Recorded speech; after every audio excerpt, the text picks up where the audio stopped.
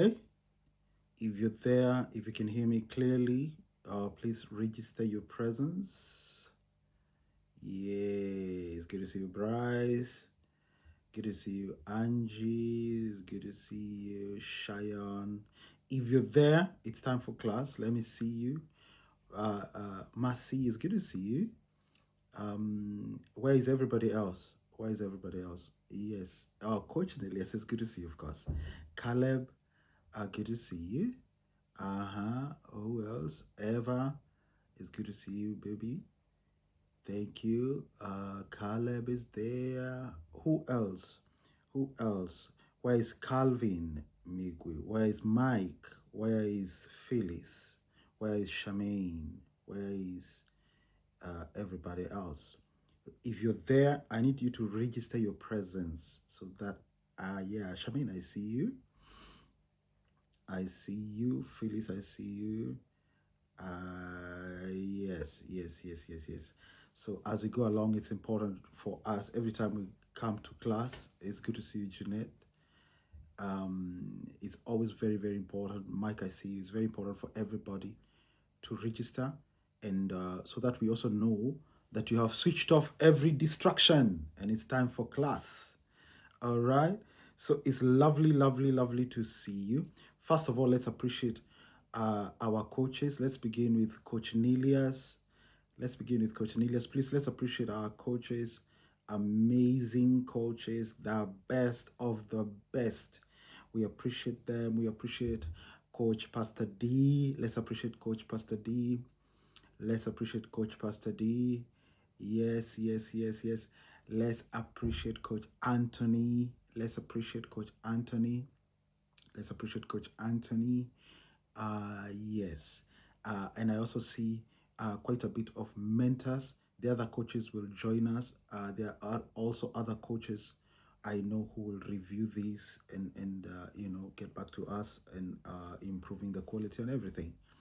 The mentors from London, thank you for joining. Let's appreciate Mentor Grace, Mentor Marcelina, Mentor Eric.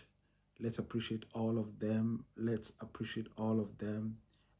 Did I mention Mentor Grace? Yes. Let's appreciate all of them. They are wonderful, wonderful people. And one of these sessions, we're going to have each and every one of them say something so that we remember that these are the people who keep us going. I also want us to appreciate my wife, Pastor Christine. Come on, let's appreciate Pastor Christine. Please appreciate Pastor Christine properly. If I don't see you clapping, you will go to the naughty corner. Yes, appreciate my wife properly. Today is our 19th anniversary, wedding anniversary. Today is our 19th wedding anniversary. So you better clap for us, okay? After this, I'll be receiving offering, okay? That's a joke. I mean, you have good mentors. God has been faithful, and we are so, so grateful. And thank you so much for being a wonderful family. Thank you so much for the honor, the order, and the excellence. We are very, very, very, very grateful. So today we're going to have a wonderful, wonderful, wonderful, wonderful class. During the breaks, I'm going to be taking questions at, half point of the class as usual. And today is going to be different. I'm going to pick somebody at random to ask a question, to make a comment. So be very attentive because you don't know who will be picked. So we'll pick two. They will speak very briefly. It can be you, it can be your neighbor, it can be anyone, okay? So please stay focused because we can pick on you and ask you to give that interaction session very important. Please relax. It's family time. Relax, okay? Don't be tense. Relax so that we are able to do this together in a relaxed atmosphere. If you're able to, grab yourself a cup of tea, a glass of juice, it's very, very, very important that we do that so that it's, it's able to give us a relaxed atmosphere. And thank you so much. Remember, our graduation is coming up. Please begin getting ready. We will send you actual details on your WhatsApps. Make sure that you follow those instructions. Graduation is coming up. We want everybody in black and white. Okay, so ensure that you start preparing that black and white outfit. All right, it's gonna be awesome. It's gonna be awesome. It's gonna be awesome. Now, those in the UK, your graduation will be done by Lady Bishop Kathy Kuna on the 20th of June. On the 20th of June. So you're going to hang out with our bishop. She's going to be graduating you. It's going to be off the hook. Those in Kenya, we have some surprises for you. We will tell you. Okay? We will tell you. You will love them. You will love them. And also, we are praying that, one of these days, you'll also get into the aircraft and come to London. We hang out. Okay? This is home, and Kenya is home. So we want everybody to feel very, very, very, very loved and appreciated. Okay, so we are not very far from graduation. We're actually not very far from finishing our course. I know we have gelled so well, and we would love to keep talking our stories until the whole year, but we have to finish the course so that we can allow another cohort to come in. But now, you're part of the family. So today we want to do friendships and social circles. Friendships and social circles. I'm going to be speaking from my heart, and I'm going to be, trusting God that I will be able to meet with every member of the family right where they are, and I'll be able to say something that is able to inspire, direct, correct, bring information and transformation. One of the smartest choices that you will need to keep making in your life is who you let near you. Okay? That's a very conscious decision that you have to keep observing every so often, because that decision has to be one of the sharpest decisions you constantly keep making. The reason why I say you have to keep making it is because we don't just want to make friends, we want to make sure that those friends that we make comply with the standards that we have set. It's prudent to surround yourself with people whose character, values, and direction make your future stronger, not weaker. Okay? It's very important. You have to be very intentional about that. God doesn't get to pick your friends per se. You get to pick your friends. So if you're not trained on how to pick your immediate environment, the people you choose begin to become the environment you exist in. First of all, let me make this clear that you will need people. Okay? No man, no woman is an island. You will need people. Listen to me, all of you introverts that you think you can sustain your life by yourself. You will need people. Okay? So it's important to know when these people come, or when it's time to get these people together, how do you do it? But the people you choose will shape the direction, the strength, and the outcome of your story eventually. If you are untrained on how to choose friends and how to engage in social circles, and which social circles to belong to, it is possible to to create dreams, but then watch them become damaged by those that you have brought close to you. So it's important for me, to be able, with the rest of the coaches, to create a scenario, a pattern by which the family is able to interact with the outside world in terms of friends and social circles. The basic reason it matters to choose the right people is this: you need people to complement, to complete, to complement you, not people who are threatened by you. Okay? You need people who add what you lack, strengthen where you are weak, and sharpen what is already strong in you. It has to be very intentional. It has to have a vision. It has to have a description. It has to have parameters.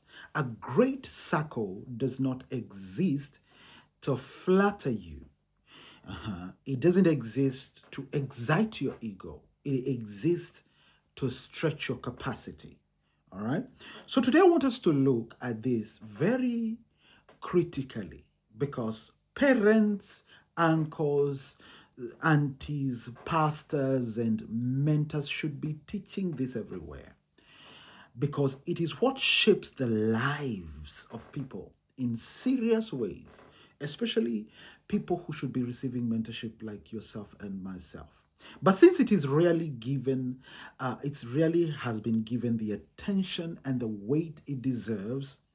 That's why we intentionally have decided to teach it here at the Academy. All right. How do you choose friends? How do you interact in social circles? What do you do? How do you behave? How do you conduct yourself? How do you pick the people to bring close? Now, the most successful enterprise ever built in all of history began when Jesus Christ chose 12 men. Now, this school, our academy, is a value-based school. So every so often, you will see us draw inspiration from the Word of God, all right? Because our foundation is faith, okay? We are a faith-based institution. So one of the most successful enterprises, organizations that has ever been built in the history of mankind began when Jesus Christ chose 12 men. And through those 12 men, he went on to build an enterprise called the church. Listen to me very keenly.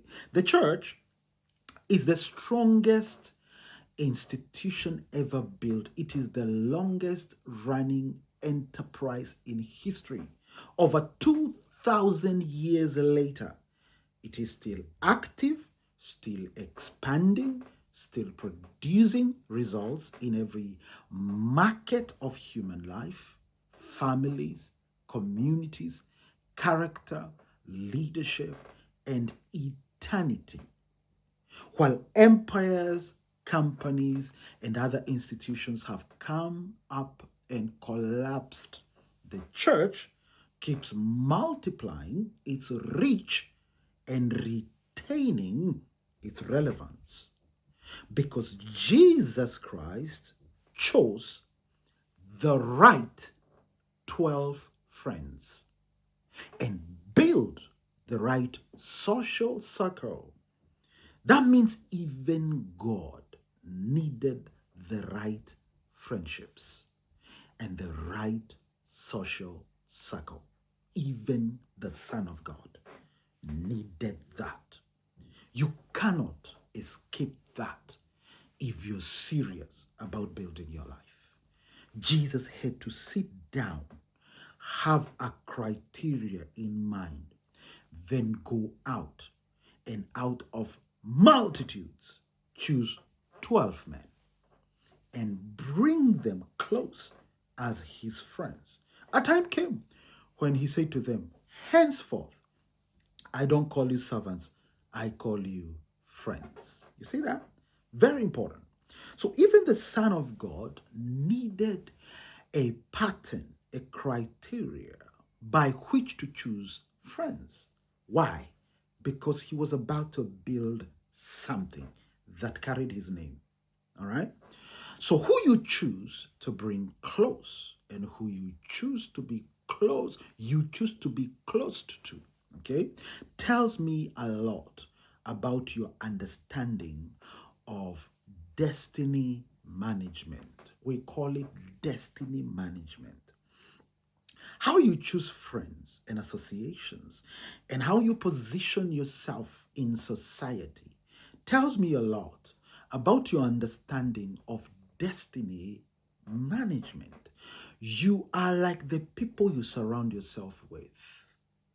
If I see 5 millionaires around you, I know very soon you will be the sixth one. I know without a shadow of doubt. If I see 5 thieves around you, very soon you will be a thief. I can guarantee you that. You look like, you behave like, you tend to become like the people you surround yourself with. So it is in friendships that we explore acceptance, support, and belonging. It is within the friendship and social circles structures that we explore acceptance and have a concept of it. It is within them circles then that we also understand support, receive support, and give it. The idea of emotional support comes from that definition, and also the sense of belonging. People with strong peer connections tend to be happier and experience fewer depressive symptoms. Okay? The health of your social circle begins to reflect on your health, including your mental health. So it's very important to know that we are human beings are a herd. You know, the herd of animals. In COVID era, you used to hear the word herd immunity. Herd immunity. The collection of a community would boost the immunity of the individuals in the community. You see that?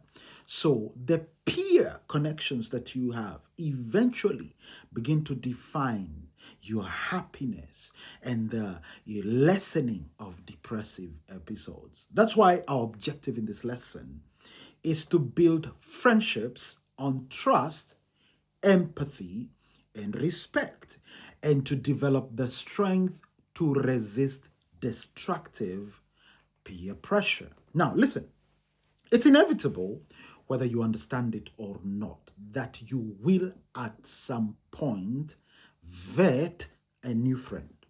It's inevitable. You're doing it, you will do it, or you have begun to think you need to vet your current friends.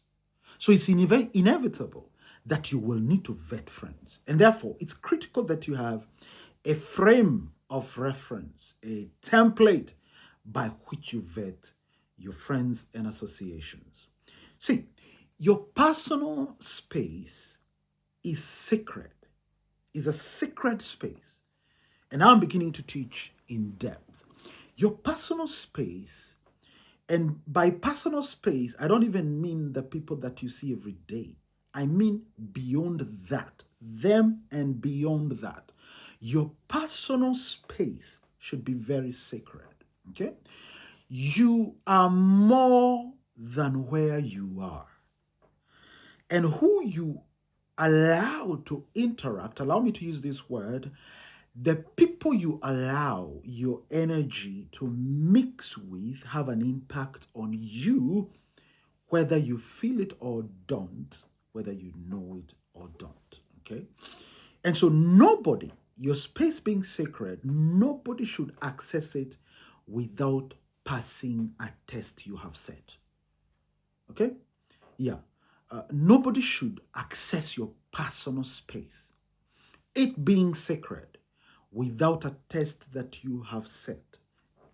Don't donate your personal space. Your life is sacred space that God gave you.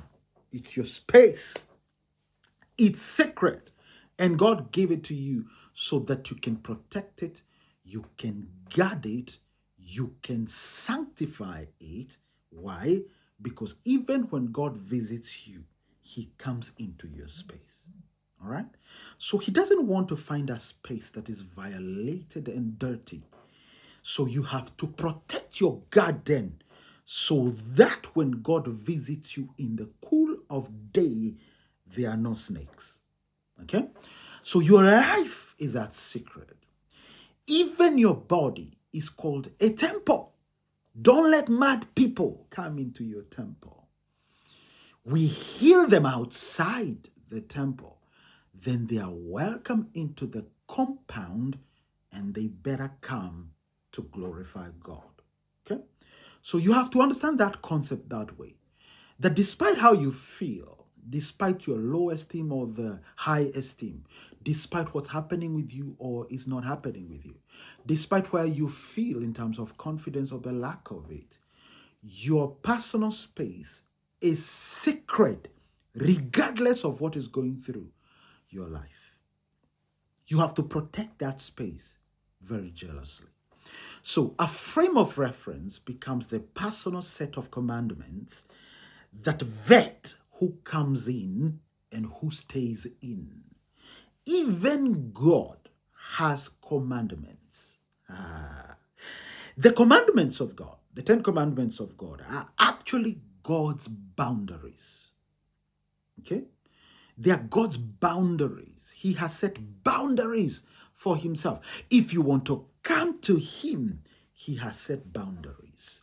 If you come in and violate the boundaries, you can lose the access. Even God has boundaries. They are called commandments. My question then is, do you have your 10 commandments? If God has commandments and you are a son, a daughter of God, have you copied your daddy? Do you have 10 commandments that tell people what principles govern access to your personal space? Whether they are 10 or 5 or 2, what criteria, what frame of reference guides your decision in accepting and keeping friendships and social circles? If you don't have one already, you're selling yourself to the lowest bidder. Let us have a look at how Jesus chose his friends, the 12. Let's have a look at that, because then we can now begin to formulate, after his example, our own template. There is a way, there's a criteria. You don't read the Word of God to enter the mind of God. You enter the mind of God to read the Word of God.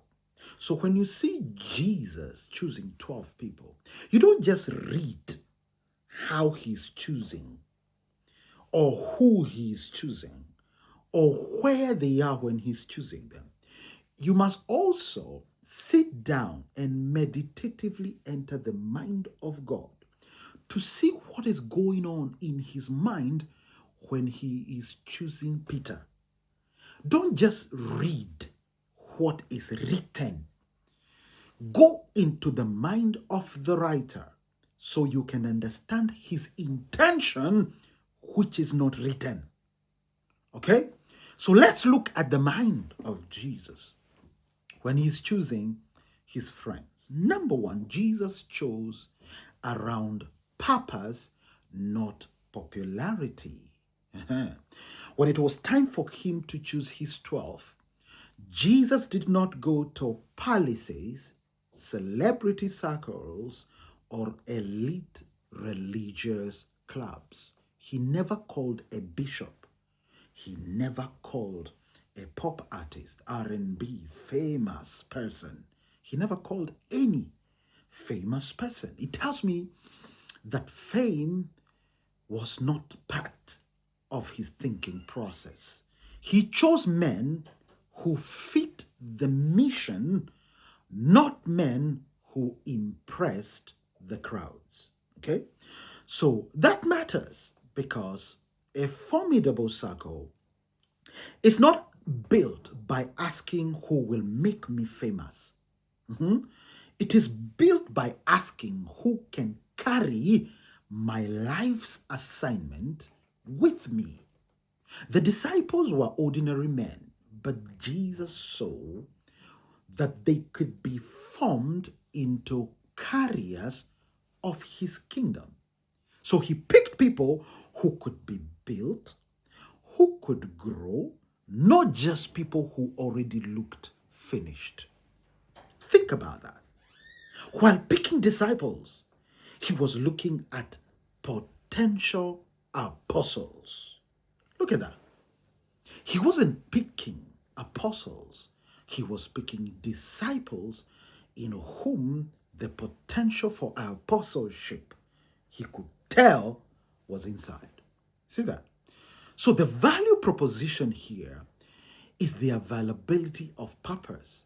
They were willing to follow, to learn, to adjust.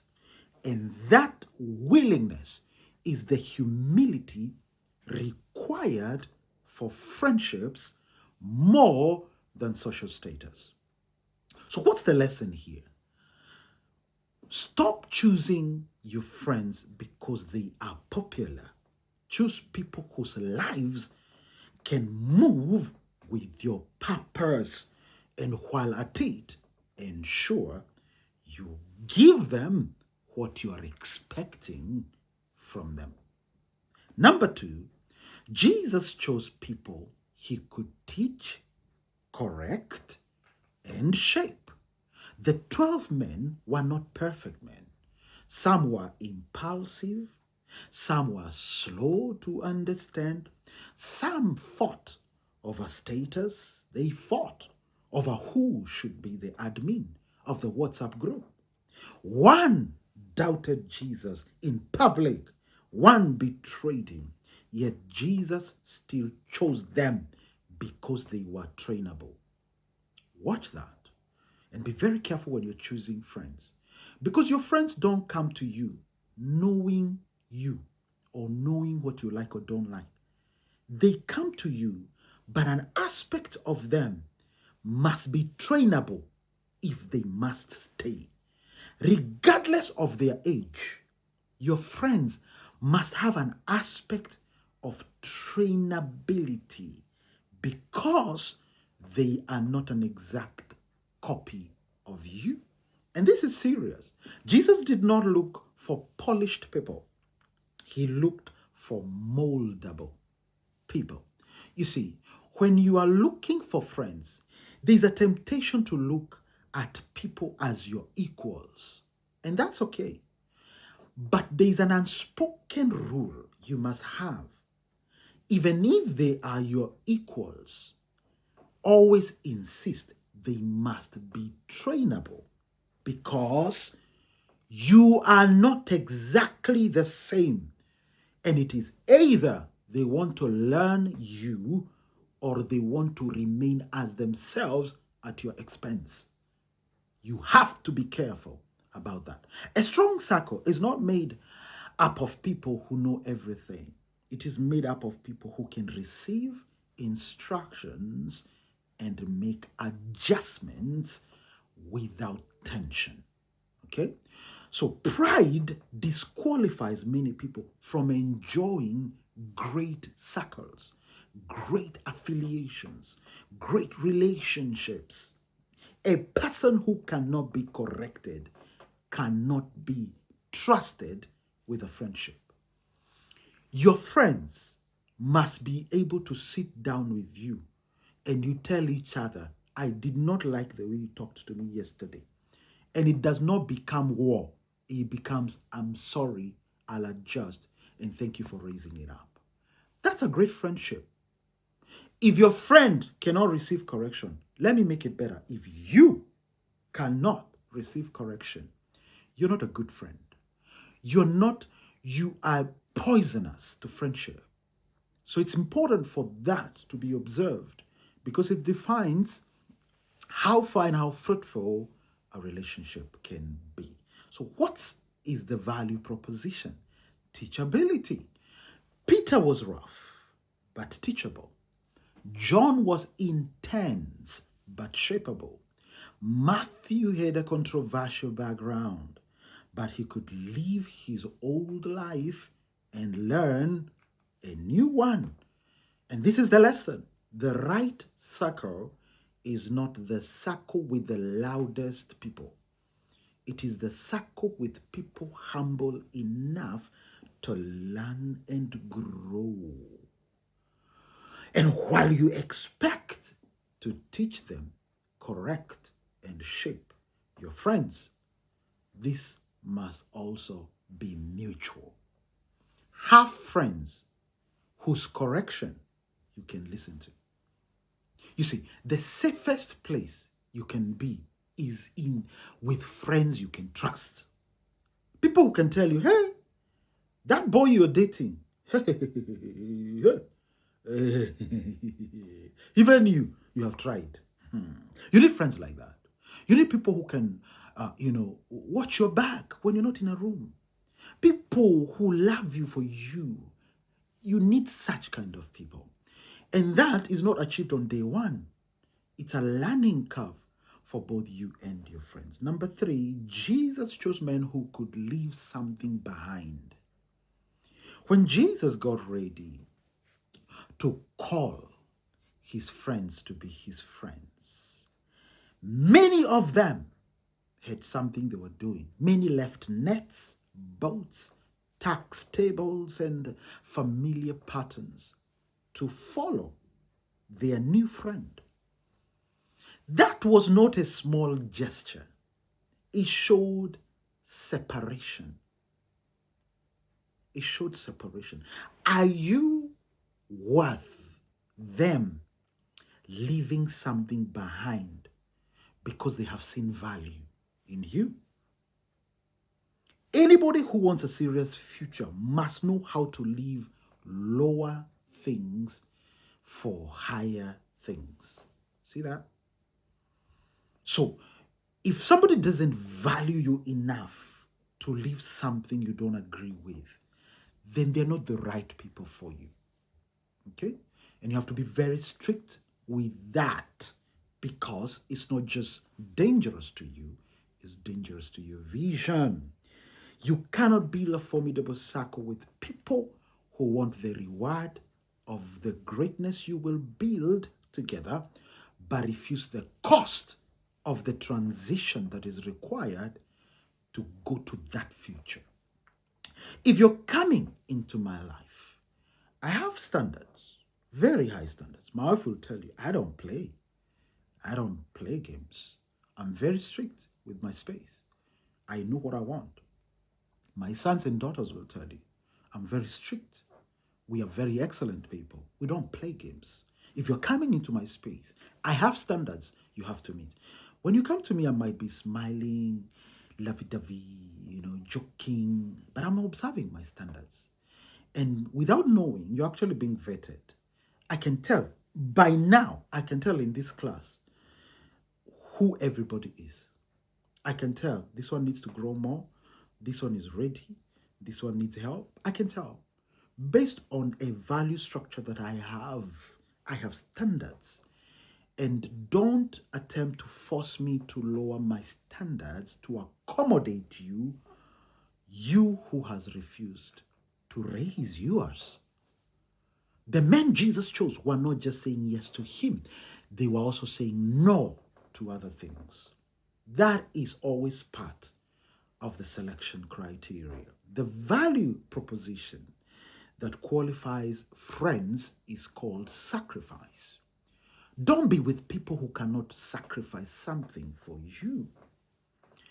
My spiritual mother is also my friend.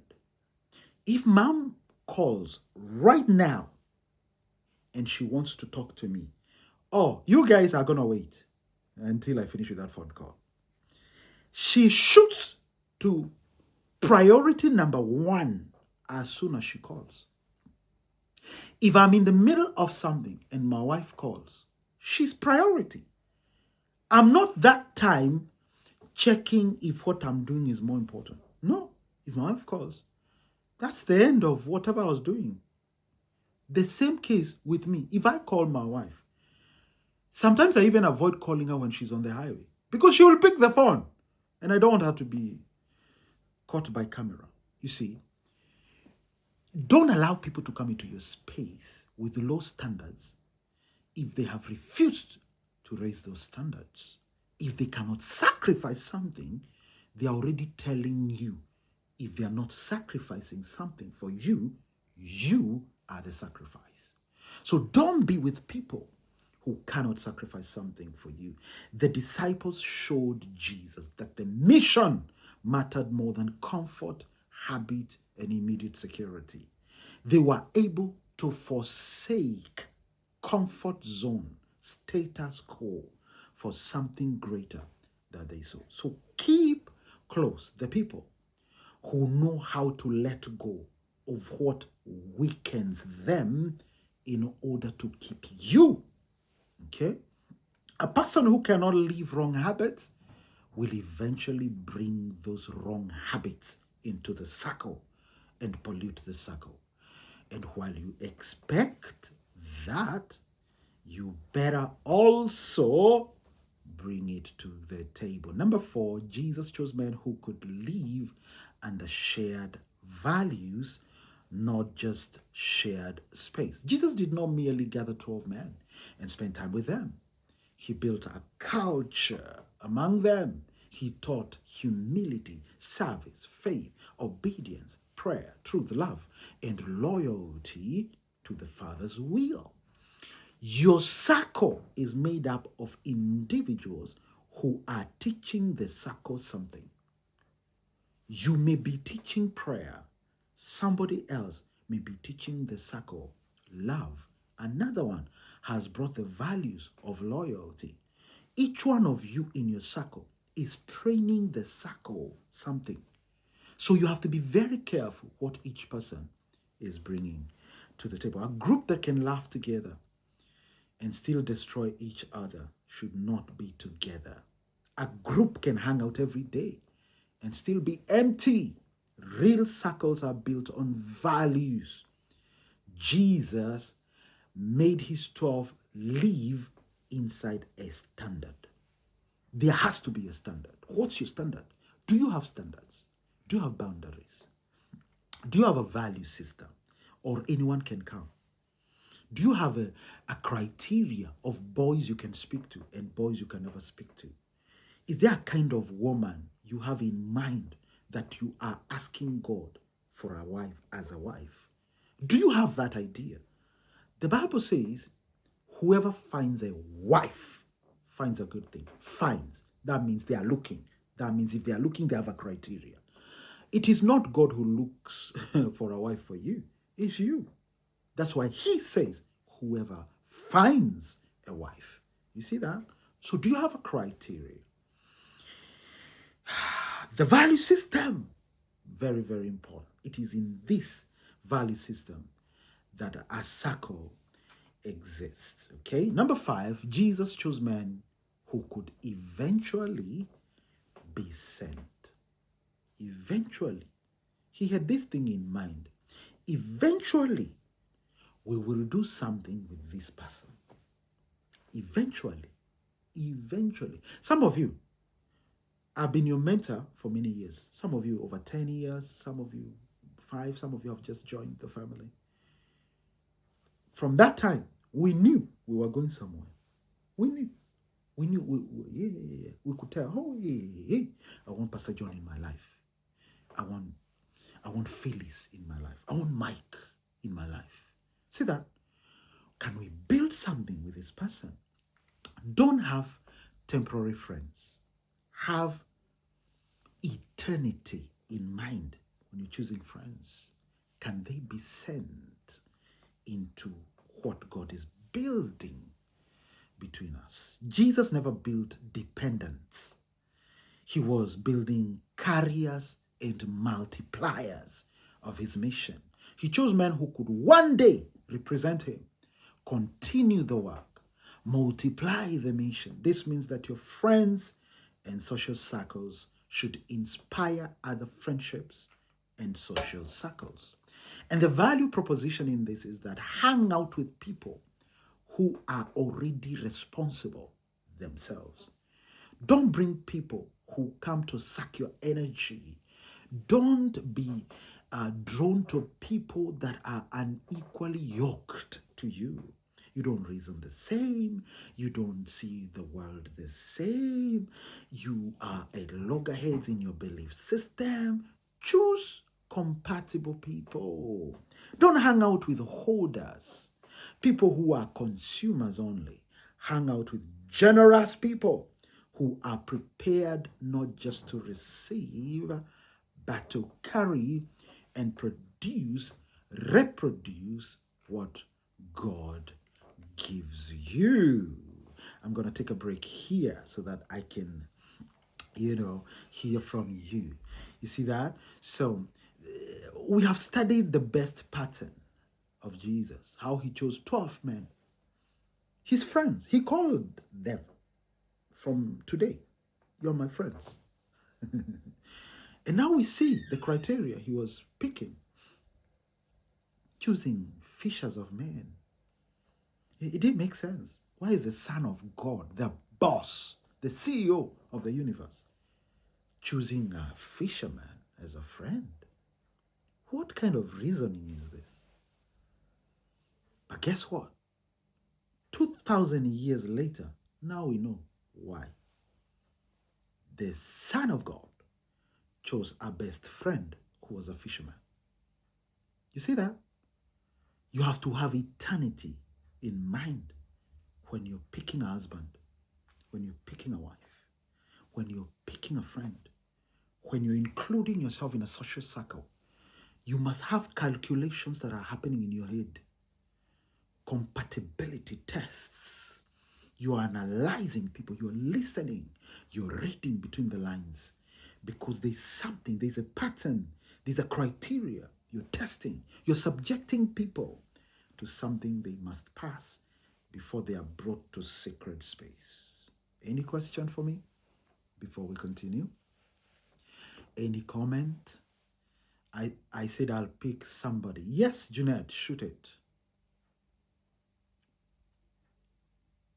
Yeah, please speak up, add volume.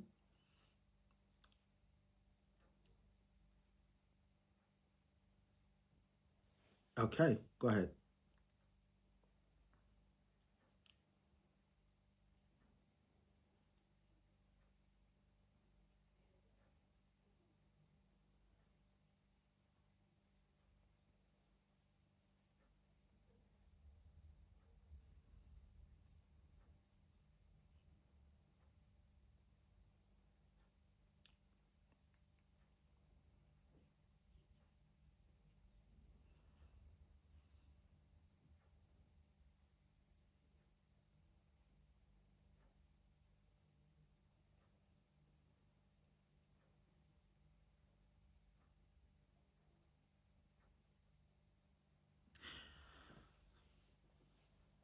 That's a very brilliant question.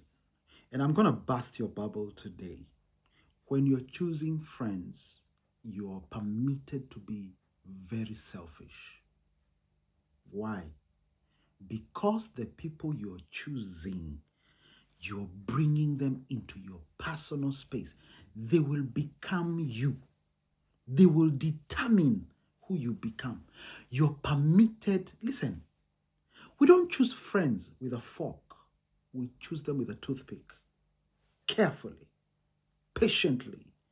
We are not in a hurry to pick friends. And you are allowed to handpick friends. You don't have to explain all these things to them. In yourself, you know what you're looking for. And the reason why I picked the template of Jesus, I also broke it down and said, I brought it until to the point where he looked at them and said, from now, you are my friends. That means he had that in mind when he was picking them. He was picking friends. He was not just picking disciples to become apostles. He was picking friends. These are the business associates. Today, when we want to understand Jesus, we read the book of Luke. It is Luke who tells us about his friend Jesus. You see that? We read Peter. We read all the guys. They have to tell us about Jesus. So Instead of Jesus telling us about himself, his personal life, his friend is the one telling us. So that friend had better be a good friend. So Jesus had to be selfish. He had to be. Why? Because he could not pick people who would come and argue with him. He had to pick people because he knew one day he'll be out of the picture, and he had to trust that person not to distort his image, his message. So you are permitted, Junette, to be very, very picky, very, very selfish when you're picking your friends, your close associates. You are permitted. You don't owe anyone friendship. It's not a debt. It's an interview. It's not a debt. You don't know anybody. Friendship. You don't owe them. Yeah. So stop feeling guilty because you're requiring a standard. It's your right to have a standard. Anyone that does not fit that standard, it is not you that is chasing them. It is the standard that is chasing them. And guess what? There will always be somebody who fits the bill. That's the person we are hoping you get to connect with. It might be one or two or three. That's enough. You don't need a whole village. One or two or three are enough. Those people exist in this world. We are looking for them with a criteria. We have a marking scheme, and we are not apologetic about it. We don't owe anyone allegiance. He must be my friend. No. It's not your right to be my friends because we went to primary school together. Times have changed. Right now, I need somebody who can tell me how we can make £1 billion. If you don't fit that criteria, we will meet once a year with you. We'll be friends. We will laugh. But you're not in my inner circle. I have seen the glory of God in my future, and I need people who can hold my hand and take me to that glory. I don't owe anyone friendship. If they don't foot the bill, I didn't reject them. The standard did. You understand me? So you have to be very, very careful. And I want you guys to raise your threshold of self-esteem so that you don't include desperation in your template, in your standard. We're not desperate to have friends. None of us here in this academy is desperate. We're not desperate. We don't need to hold anybody hostage, and neither does anybody need to hold us hostage. We choose who we want. We travel with who we want because we have a standard, and that is not pride. That is responsibility. Okay? Yeah. Any other question? I have not even gone through half the lesson. You guys have a lot of notes to read from this lesson. Any other question? Any other question? I see my wife has, yes, baby, please.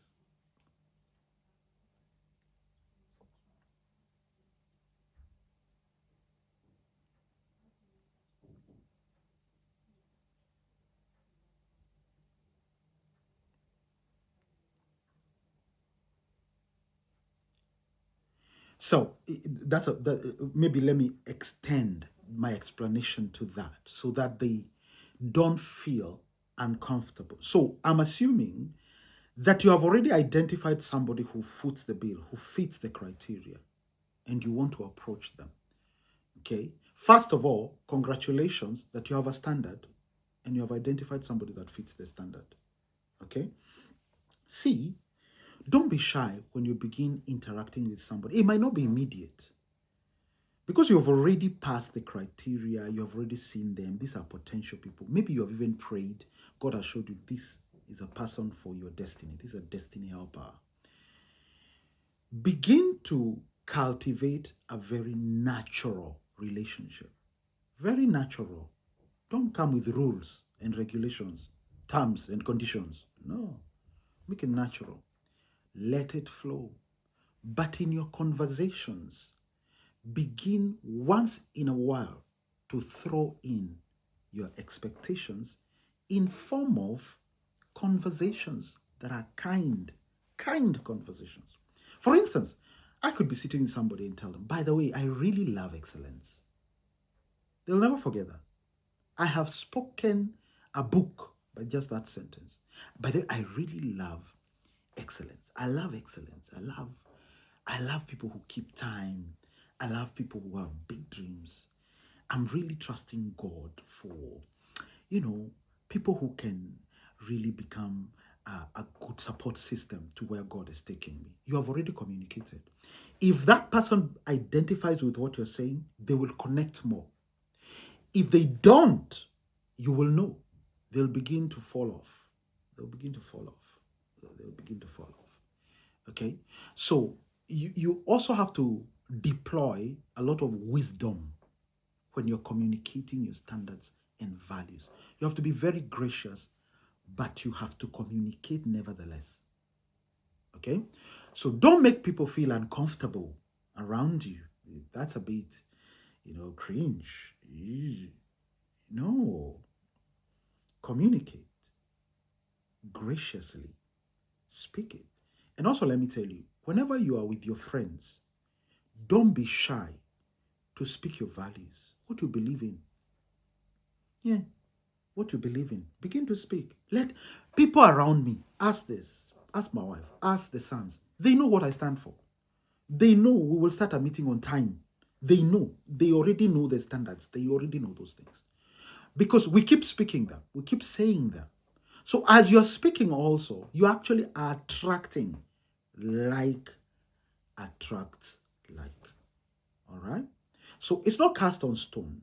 It's not cast on stone. It's important for you to be gracious and wise on how you communicate it, but communicate it so that there is no assumption. All right? Yes. Thank you so much, Junet. Any other question? Any other question? Believe me, I've not even gone 30% of what we were to discuss today. All right? I think for the next 5 minutes, let me see if I can crack a couple of things. So there's a friendship test framework that we recommend, and it's going to be in your recap notes, which I would like you to go through. It will also answer some of these questions that you're asking.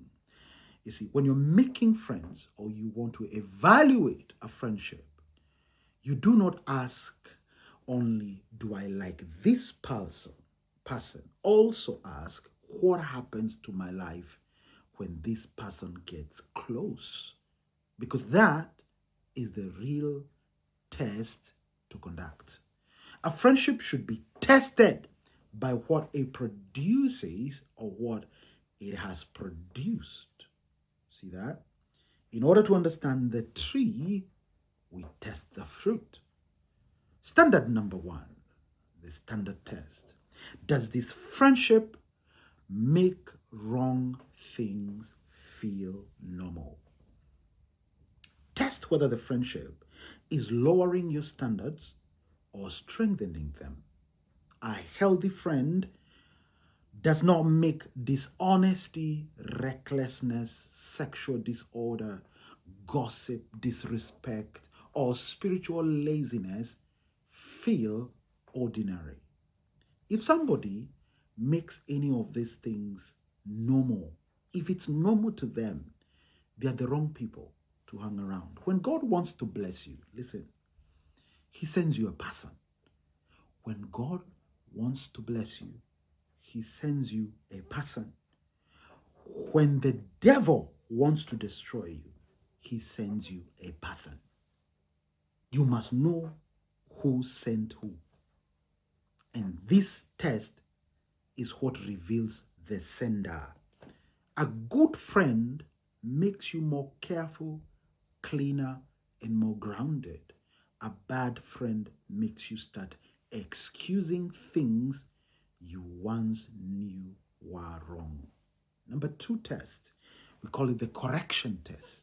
Can this person receive the truth? And can they tell me the truth? A real friendship must survive honesty. It has to. If someone cannot be corrected, or if they only want flattering words, that friendship is a very weak friendship. In the same way, if they never tell you the truth when you're wrong, they are not protecting your future, they are orchestrating its destruction. You see, it's a good sign when friendships can handle honest conversations. It is a bad sign if every correction ends up in drama, offense, or distance. It's very, very important to conduct that test. Number 3 test, the contribution test. Does this person add strength, or mainly they take from me? Some friendships are full of mutual strength. Others are one long emotional bank account withdrawal. Test whether the person contributes peace, wisdom, loyalty, encouragement, and responsibility, or whether they mostly bring need, chaos, or pressure. Test it. Test it. Test it. And please don't be emotional about the test. It is a good sign that after being with them, you feel strengthened, but it is a bad sign that after being with them, you feel drained, distracted, and used. What contribution do they bring that can make you fight to keep them? Very good question. Test number 4, direction test. Is this person going somewhere serious with their own life? Jesus called Peter because Peter owned a fishing business. He already knew how to run an enterprise himself at his level. Jesus never called one idle man. He called busy people. Is this person you want? Are they serious in their own life? You do not need perfect friends. You need friends with direction. A person without direction often becomes baggage that you have to carry. Their life becomes random, and that randomness begins affecting your focus. We don't want randomness. Where there is no vision, the Bible says people perish. Don't make friends with people who are about to perish because they have no vision. We don't want perishing products. It is a good sign that your friends want to grow, improve, and become better. It is a bad sign that they have no standards, no goals, no morals, no hunger to change, no need for transformation. If they insist they want to remain the same, begin to run. Number 5, the trust test. Can this person be trusted with private things? Or do they mishandle people's secrets?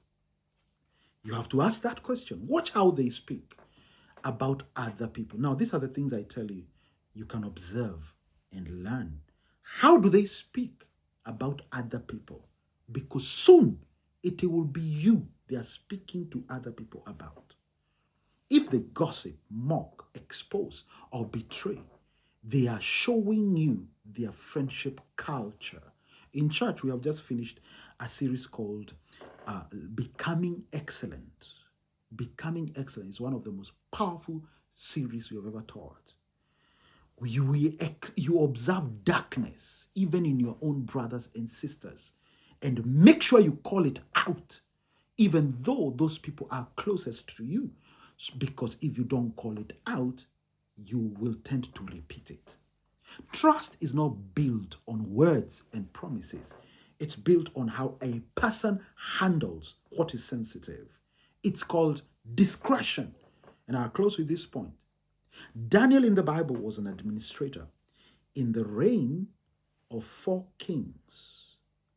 Daniel was an administrator in the reign of 4 leaders, 4 different presidents, 4 different kings. This king would come, employ Daniel, finish his tenure, get out of politics.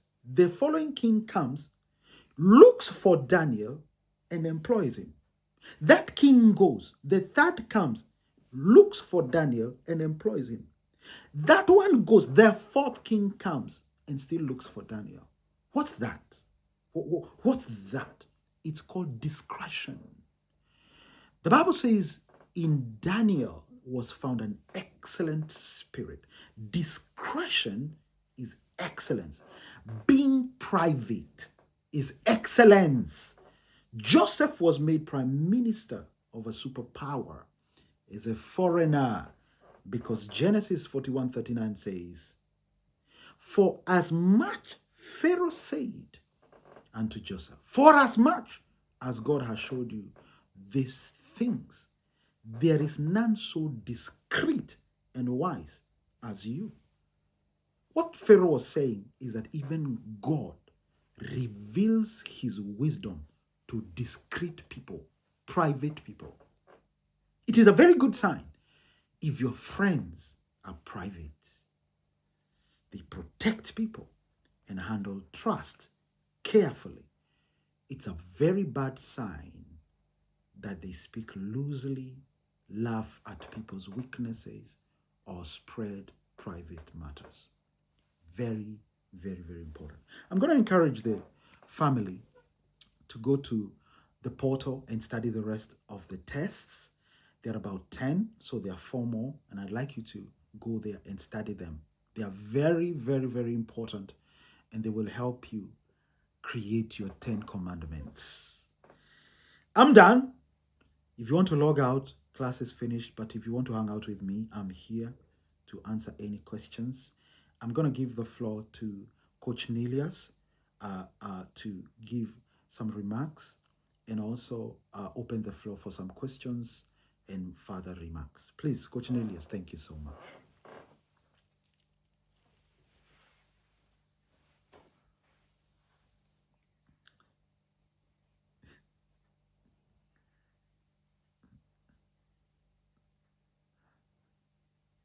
Thank you.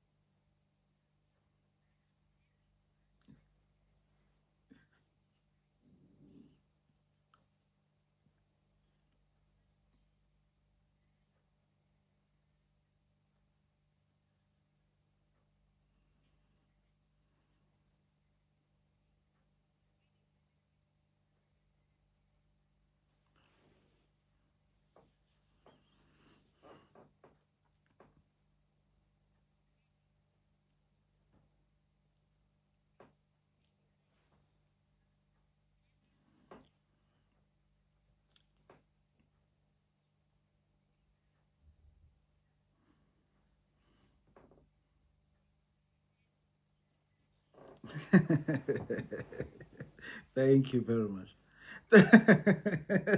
Thank you. Thank you very much.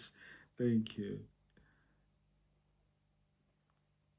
The floor is open, guys. Shoot. Make a comment. What have you learned? Michael, Mike, speak. What have you learned? Where's Mike?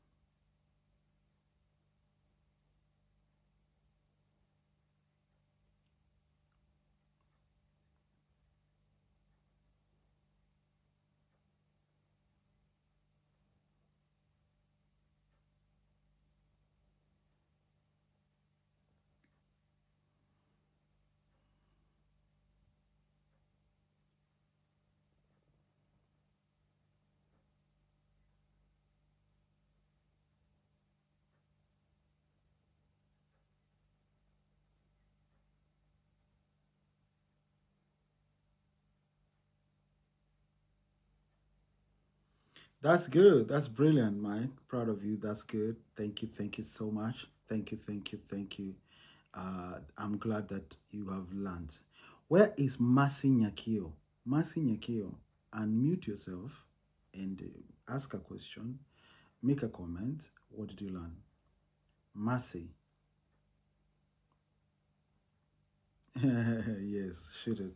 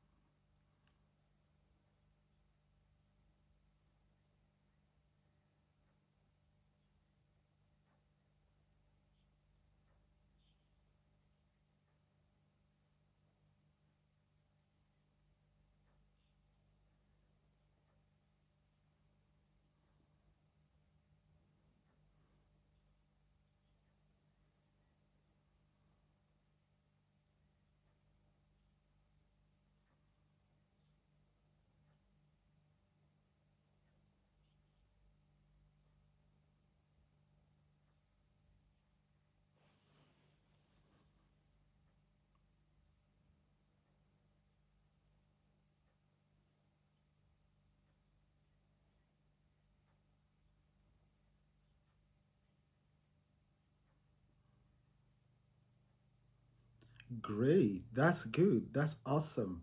I like that. Thank you for those observations and those lessons. That's beautiful. The floor is open. The floor is open. Kezia, do you want to say something?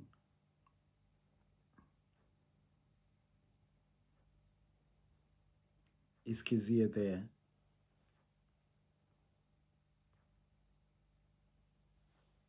The floor is open. If anyone has a question to ask, a comment to make, Chepkemoi,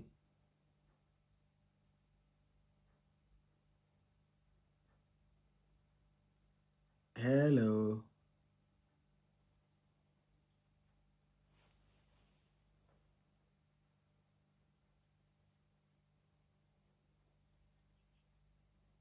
Please.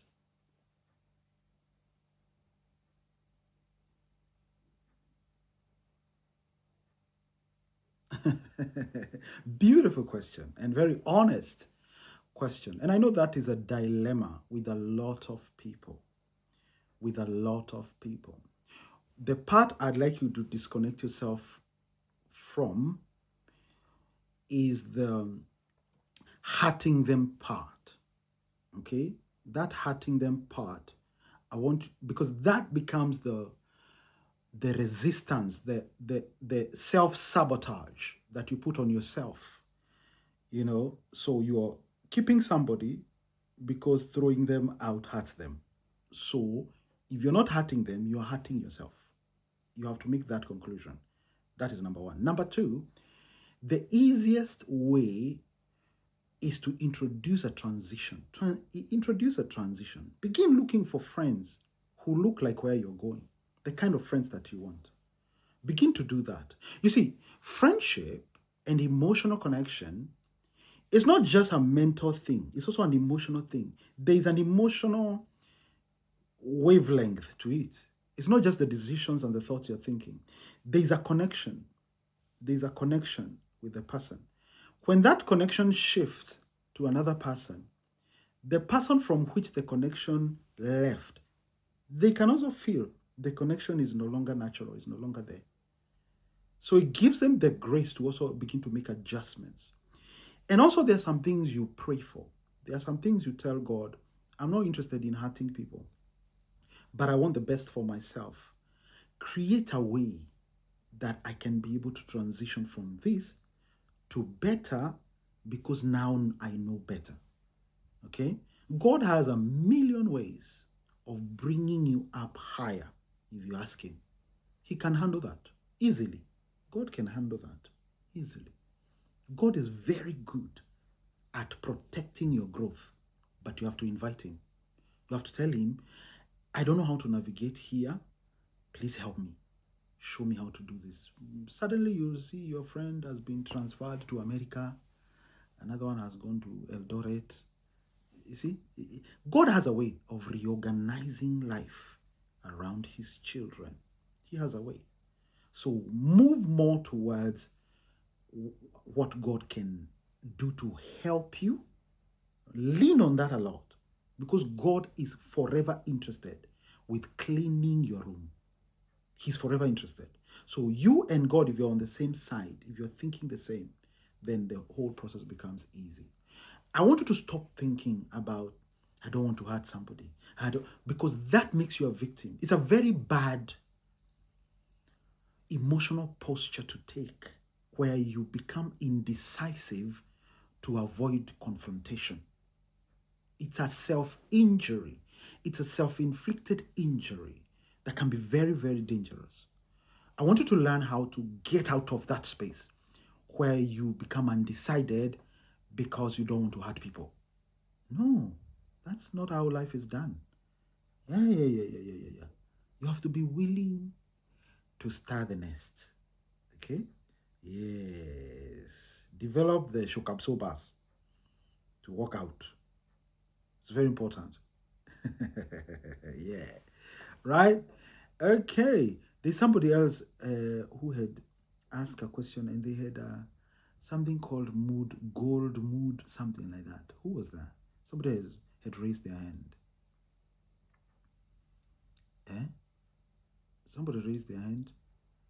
Okay. Any other question? Any other question? Any other comment?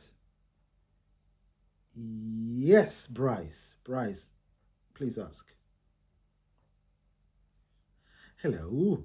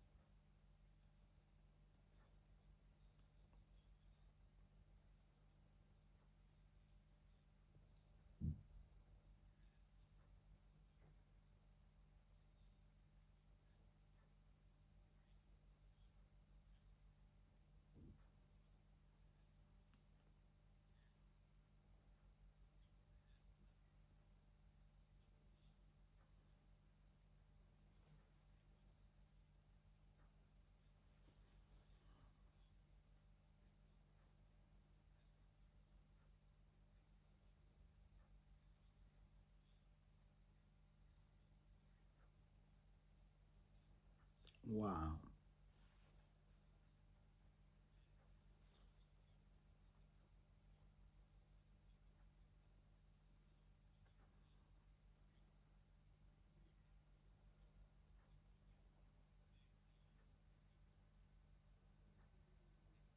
Beautiful. Come on, let's appreciate Bryce.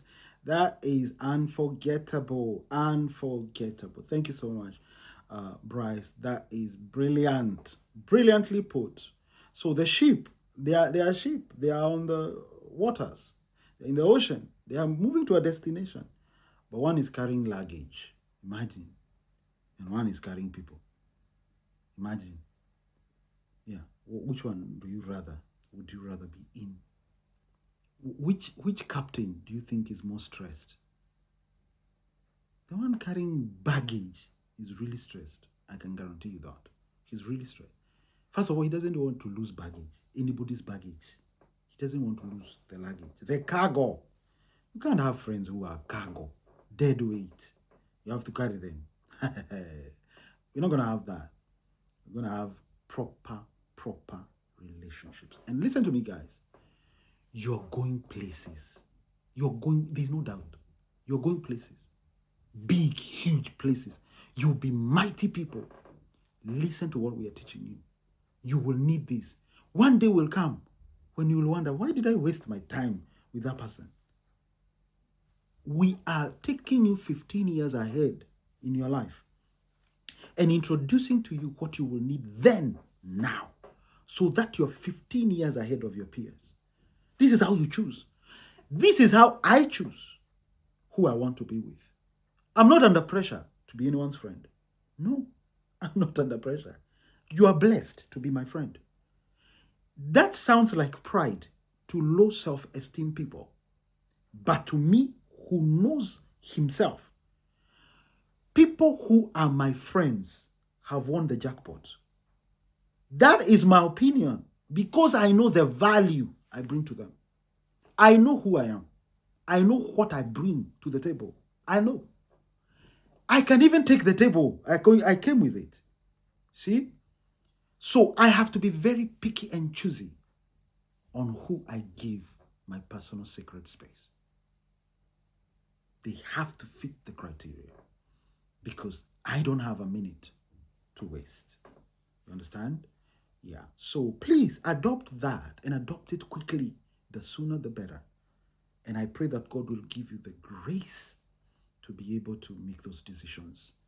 The courage. You know, the courage. The courage to make those decisions and wave goodbye to some levels because higher levels are calling you. Higher levels. Listen to me. Do you know a time should come in your circle where you are the poorest in your circle? Everybody else is richer than you. That is the equation you should be moving towards. You should be surrounded by people you look up to. Yeah, that's the privilege. Yeah. You, after you hit your first million, you should be hanging around people who have hundreds of millions. You should hang around, if you are a girl, a single man, you're looking forward to getting married, you should be hanging around people who have successful marriages and they have receipts. Don't hang around people who got married 2 years ago and now they have a podcast to tell us how to work marriage. No, hang around people who have receipts, who have been there and done that and bought a t-shirt. Hang out with the best. The best. It tells me how much you love yourself when I see how good your associations are, how rich. Don't hang around people who are available every time. You call them, where are you? I'm available. Can we hook up? Yes. No. My friends, we have to plan weeks in advance before we meet. We have to plan weeks in advance. Everybody's busy. Listen, you have to have friends that you can call and within 1 hour, you have $10,000. Can your friends raise $10,000 in 1 hour? Or it has to be a poster on the social media. We have to call Mosiria. Is he called Mosiria of City Hall? We have to call him to help you. No. Who are your friends? Show me your friends. See? So we're trying to bring you to another realm that you're not aware of, but that you need. Okay? Yeah. And you're going to get there. You're going to get there. You're going to get there. All right? I think I'm going to close there so that I can also jump into another class. Eddie, I see you. I see you. I see you. Bryce, who else is lifting their hand? I see Bryce. Who else is lifting their hand? I see Michael. Michael, do you want to add something? Or you already spoke? Uh-huh. Oh, on the chat there's a question. Please let me have a look. Yes, Shamaine asked something. What about if you have a close family friend, but you aren't the same spiritual level anymore and on completely different seasons of life? Things are different now. Would one approach this? I like the way you're very clear, Shamaine. You're very clear about, you know, about the parameters or the observables of this relationship. You're actually very defined about it. First of all, they are a close family friend. So there's family involved. There's family involved. That changes the dynamic a little bit. But you aren't on the same spiritual level. That defines sharper the criteria. You are not on the same spiritual level anymore and on completely different seasons of life. This is what I would advise Shamaine.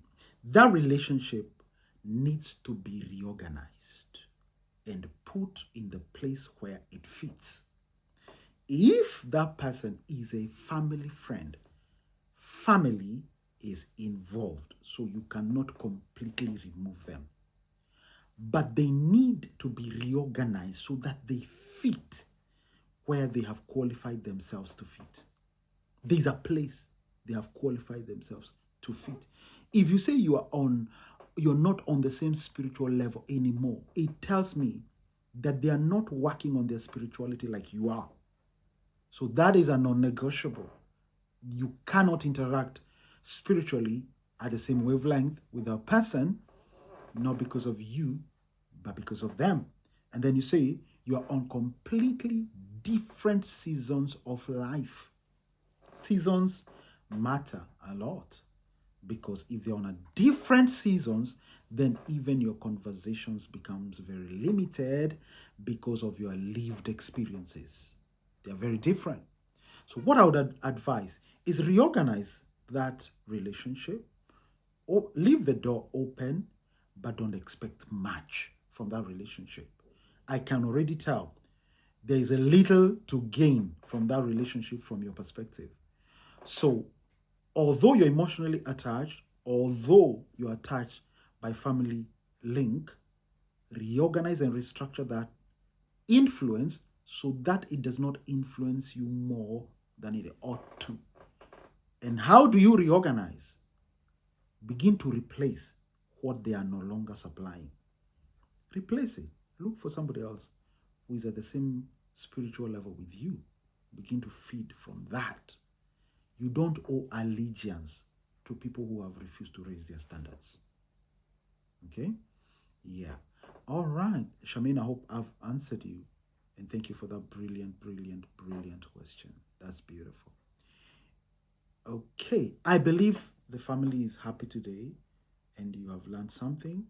Please go to the notes, the recap notes, and um, um, complete them, read them through. They'll help you.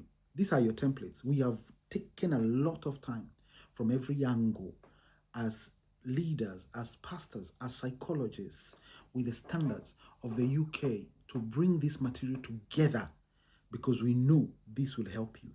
So this has met a lot of criteria before it was brought to you. So make sure that you interact with it and make it part of your life. Self-leadership depends on you. We love you. We celebrate you. Thank you, thank you, thank you so much. We'll see you next week. Same place, same time.